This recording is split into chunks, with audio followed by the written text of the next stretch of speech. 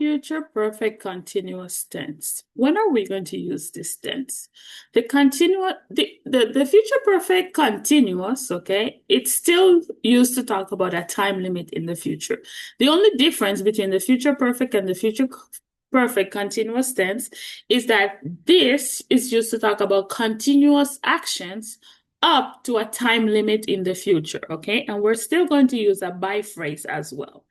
What's the structure of the future perfect continuous? So we still have to use the modal verb will. We have to use have. It's always going to be have. But here we're including a second verb. So we have to use been, which is always going to be been.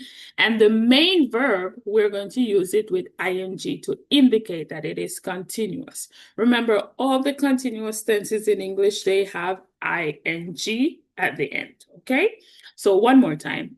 The future perfect continuous is used to talk about continuous actions up to a time limit in the future. And we also have to use a by phrase. By 6 p.m., okay, so let's say today, Monday, by 6 p.m., he will have been working for 11 hours, okay? So he started working in the past, okay? But by this time, okay, by today, Monday, 6 p.m., he will have completed 11 hours of work. So we have to say he will have been working for 11 hours.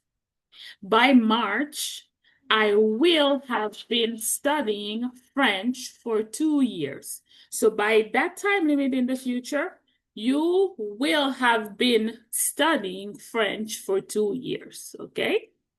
In August, she will have been teaching English for 12 months. So she started teaching English, okay, 12 months ago. But by August this year, it will have been 12 months since she started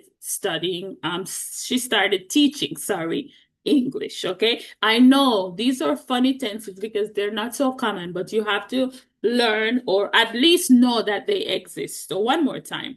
This is for continuous, okay, actions up to a time limit to when? In the future. The structure is will plus have plus been, and then the main verb, we're going to put it in ing, okay? And it's always used with a by phrase because the by phrase is going to tell us what time limit in the future we're talking about, okay? And as you can see, we can also use in. So in August, obviously it has to be the upcoming August. So the future August, not the past. The future August, she will have been teaching English for 12 months, okay? Perfect. And this is when we're going to use the future perfect continuous tense, which is not very common, to be honest. We hardly ever use it. You probably won't ever hear anybody use it. But if you're watching a movie or you're listening to a podcast or something and you hear this tense, then you will know why they use it in that particular way, okay? Perfect. We will move on with the next part of the course in a moment.